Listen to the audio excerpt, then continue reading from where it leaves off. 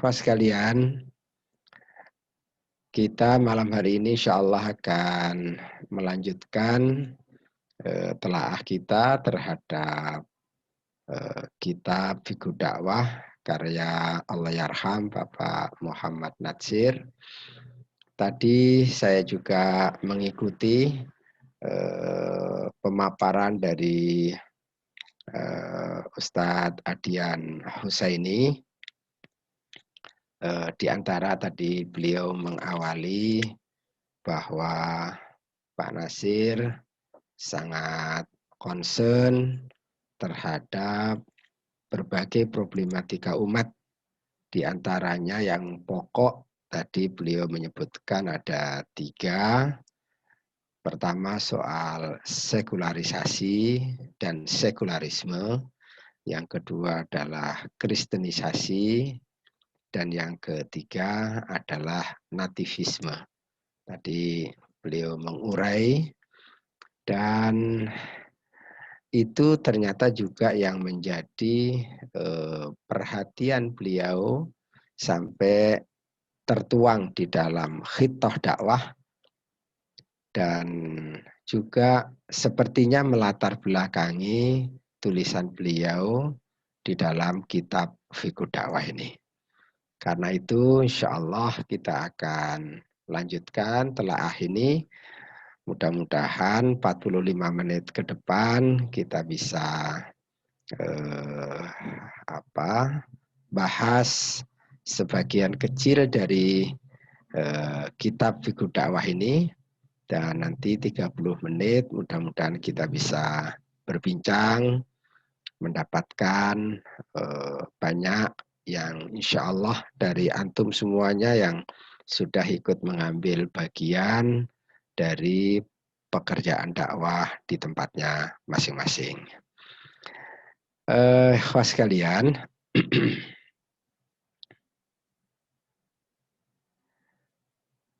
ya, kita kemarin sedang membahas ini dan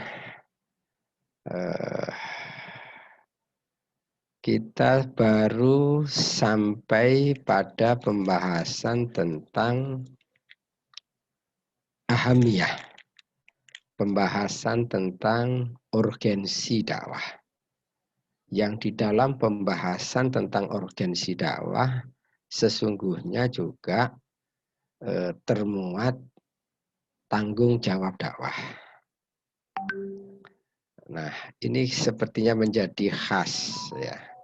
Pembahasan urgensi pada akhirnya juga harus mendorongkan untuk mengarah kepada munculnya tanggung jawab. Maka ada watul islamiyatu ahamiyatuha kemudian diikuti oleh wa mas'uliyatuha. Urgensi dan tanggung jawab. Karena apalah artinya kita membahas tentang pentingnya dakwah, nilai strategisnya dakwah, kemuliaan dakwah, keutamaan dakwah, jika pada akhirnya tidak diikuti oleh kesiapan setiap muslim untuk ikut berkotor tangan mengambil bagian dari pekerjaan dakwah itu. Gitu. Maka oleh karena itu di antara kekhasan tulisan Pak Natsir, karena sebagaimana kemarin saya menyampaikan, tulisan ini ditulis seiring dengan dinamika yang terjadi, dan ini sebenarnya adalah merupakan diktat yang disampaikan oleh beliau dalam pelatihan-pelatihan mubalik, dalam pelatihan-pelatihan dakwah. Maka terasa bahwa membaca tulisan Pak Nasir tentang ahamiyah itu mendorong kita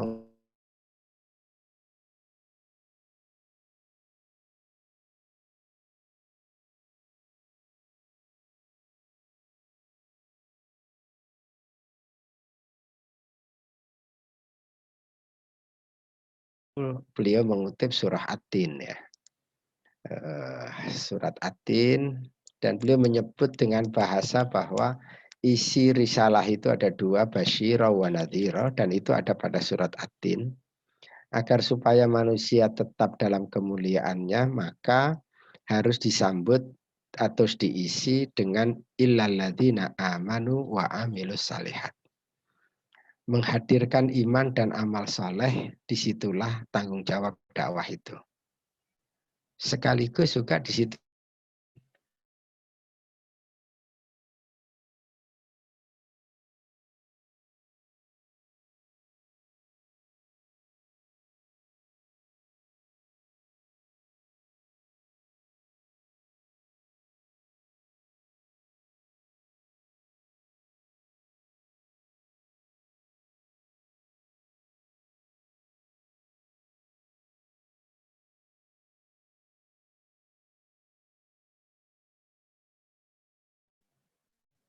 modal tauhid, modal Islam dari sejak lahir, itulah yang harus kemudian dijaga agar dia tidak mudah tergoda oleh segala hal yang justru akan menjadikan manusia itu keluar dari fitrahnya. Karena itu potensi yang sudah dimiliki itu harus terus dipandu dan dipandu oleh wahyu. Disinilah pentingnya hadirnya dakwah. Dakwah adalah memandang bahwa manusia itu punya potensi fitrah, lalu kemudian dibimbing sesuai dengan tuntunan wahyu. Kemudian yang ketiga, mempertemukan antara ayat-ayat kauniyah dengan ayat-ayat Qur'aniyah. Ayat-ayat kauniyah yang ada pada diri manusia dari ujung rambut sampai dengan ujung kaki, dan kemudian juga yang ada di dalam bertebaran di alam jagat raya ini, itu harus dibaca selaras dan seiring dengan ayat-ayat Qur'aniyah. Dua-duanya adalah datangnya dari Allah Subhanahu wa taala. Dan di sini sebenarnya juga Pak Nasir ingin menanamkan, menghadirkan agama dalam setiap kehidupan. Kalau seorang yang sedang menekuni tentang anatomi tubuh dan itu difahami bahwa itu adalah ayat-ayat Allah, tanda-tanda tentang adanya dan kemahaan Allah Subhanahu wa taala, dengan memahami tentang anatomi tubuh, kemudian seseorang menjadi tunduk, patuh, mengagungkan Allah Subhanahu wa taala. Disitulah sesungguhnya pentingnya kehadiran dai untuk membimbing manusia sehingga dua ayat Allah ini bisa dipertemukan. Sampai disitulah pembahasan kita, dan kemarin sejenak sudah juga dibahas tentang kesinambungan antara risalah dengan dakwah. Ikhwas sekalian, insya Allah hari ini kita akan tambahkan sedikit pembahasan. Ada hal satu yang menarik, atau ada beberapa, ya banyak yang menarik, bukan satu ya. Beliau ini di halaman-halaman awal ini saya catat halaman 17, halaman 21 di buku saya ini, halaman 22, bicara tentang hidup akhirat. Saya coba lagi-lagi ya buka-buka buku dakwah. Saya tadinya bertanya di bukunya Pak Nasir ini figur dakwah, tapi kok membahas tentang hidup akhirat gitu. Seolah-olah tidak relevan pembahasan hidup akhirat itu masuk dalam lembaran pembahasan tentang figur dakwah. Karena hampir tidak ditemukan di buku-buku dakwah yang ditulis secara ABCD dari sejak definisi, kemudian berikut-berikutnya tentang abjadiyah dakwah, membahas tentang hidup akhirat. Tetapi setelah kemudian mencoba untuk membaca dan mencoba untuk merenungkan terkait dengan setting sosial yang terjadi pada saat itu, wallahu a'lam bishawab, saya membacanya, Pak Nasir ingin mengirim pesan kepada para duat, kepada para mubalik, bahwa untuk istiqomah di atas jalan dakwah sangat sulit kalau seseorang itu tidak punya visi akhirat. Di satu sisi itu, punya visi akhirat, itulah yang akan menjadi kekuatan bagi seorang mubalik untuk istiqomah di atas jalan yang hak. Yang kedua, nampaknya Pak Nasir membaca bahwa masyarakat hari ini yang dihadapi adalah masyarakat yang sangat berorientasi pada keduniaan. Dan itu menjadi titik lemah. Hubbud dunya wa karahiyatul maut. Cinta dunia dan amat sangat keranjingan terhadap cinta dunia dan takut terhadap kematian. Itu satu penyakit yang melemahkan umat Islam. Nah, pada diri dai-nya harus terbangun visi akhirat secara baik. Dari situ dia punya modal untuk menyadarkan kepada umat bahwa kehidupan ini tidak berakhir dengan berakhirnya dunia ini. Nah, maka kita dapati misalkan ya, pada halaman 17, di sini ada satu ungkapan beliau. Dalam pada itu, wahyu menyingkapkan akan ada lagi bagi manusia sambungan hidup sesudah mati. Yang beliau sebutkan dan beliau sifati yang bernama hidup akhirat, yang beliau nyatakan bahwa hidup di akhirat itu adalah hidup di taraf yang lebih tinggi. Hidup di taraf yang lebih tinggi. Kemudian pada halaman 21-nya disebutkan lagi. Hidup duniawi dan ukhrawi itu pada hakikatnya hanyalah dua fase. Tahapan dari kehidupan yang satu dan kontinu. Fase yang satu bersambung dengan fase yang lain. Dua pesan penting. Pesan yang pertama adalah bahwa dunia dan akhirat itu adalah satu mata rantai yang tidak terpisahkan. Dia bukanlah dua hal yang harus diperhadapkan. Dia bukan dua hal yang harus didikotomikan. Dia adalah fase dari fase-fase berikutnya juga. Nah, ini penting. Karena di antara problem keumatan kita hari ini adalah orang begitu sangat mencintai dunia karena seolah-olah berakhirnya dunia, kehidupan dunia ini adalah puncak dari segalanya. Sehingga begitu mudah dia melupakan kehidupan yang abadi nanti di akhirat. Kehidupan di akhirat nanti amatlah sangat bergantung dengan kehidupan kita di dunia sekarang ini. Apakah akan dalam keadaan bahagia atau tidak, sangatlah bergantung. Dan kehidupan di dunia ini amat sangat pendek. Karena dunia itu disebut dunia, nanti disebutkan oleh Pak Nasir dengan merujuk ayat-ayat. Dunia itu disebut dunia karena pendek, dunia itu disebut dunia karena hina. Tetapi yang hina dan pendek itu sering diperebutkan oleh orang, oleh umat manusia, sampai kemudian harus mengorbankan akhiratnya. Maka beliau menegaskan lagi, hidup akhirat itu adalah hidup di taraf yang lebih tinggi. Nah, ini dibahas dalam konteks buku ya. Dalam konteks buku Fiqh Dakwah, saya membacanya dua itu. beliau ingin mengirim pesan ya kepada para mubalik, para duat, hati-hati dengan kehidupan dunia. Tegaskan visi Anda adalah visi akhirat.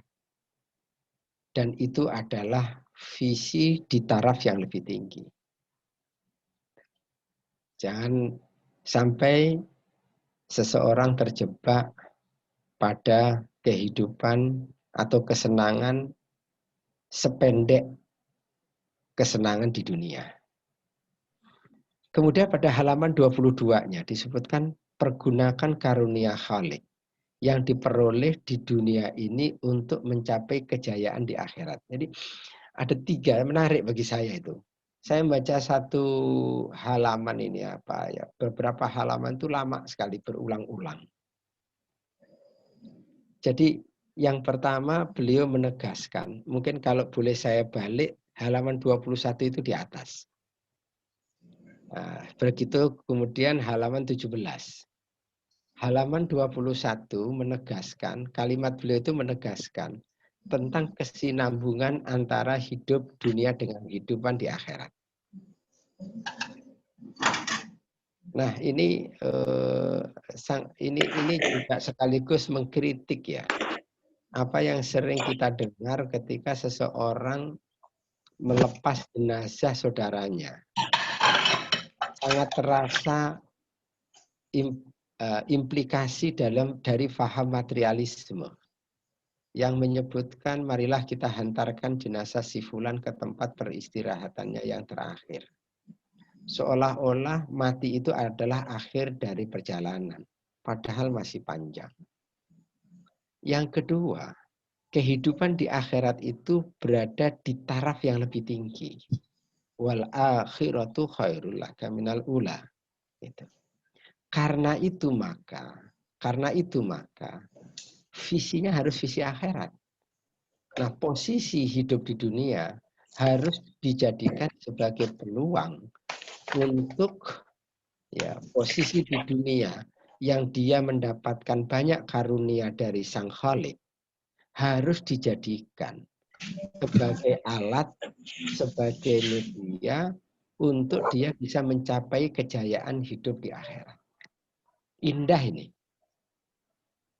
Ini kalau kuat tertanam pada diri dai, dan dai itu kemudian punya penghayatan yang cukup, punya pengalaman spiritual, menerapkan ini dalam kehidupan dengan segala ujian yang terjadi, maka dia akan punya kekuatan batin, kekuatan lisan, ketajaman pikiran, ketajaman hati untuk juga menerapkan ini, menanamkan ini kepada umat. Masya Allah, kalau umat ini kemudian bisa terdidik sehingga tercabutlah penyakit al-wahan, penyakit hubud dunya wa karahiyatul maut, umat Islam akan berada dalam kejayaan. Nah, kita seringkali mampu menginventarisasi tentang penyakit umat ini, yaitu hubud dunya wa karahiyatul maut, yang disebutkan oleh Nabi sebagai al-wahan. Dan al-wahan itu adalah hubud dunya, sangat cinta terhadap dunia dan takut mati. Tapi kadang-kadang apa terapinya? Apa solusi untuk mengatasi itu? Nah, dalam buku Fiqh Dakwah ini, Pak Nasir ingin menghadirkan alternatif bagaimana membangun visi akhirat. Maka ada bab tentang hidup di akhirat. Salah satu di antara ayat yang beliau kutip dalam pembahasan ini adalah ayat 77 dari surat Al-Qasas. Ayat 77 dari surat Al-Qasas. Pada bagian awal dari ayat ini, Allah memerintahkan wabtaghi fima atakallahu daral akhirah. Wabtaghi itu adalah perintah. Dan carilah. Di mana nyarinya? Nyarinya di dunia sekarang ini. Di kehidupan yang pendek ini. Di kehidupan yang amat sangat terbatas ini. Kita berjuang di sini, berjuang mencari dengan posisi masing-masing. Mencari apa yang harus dicari? Ternyata di dalam ayat ini yang harus dicari adalah ad-darul akhirah. Ad-darul akhirah, kebahagiaan di negeri akhirat.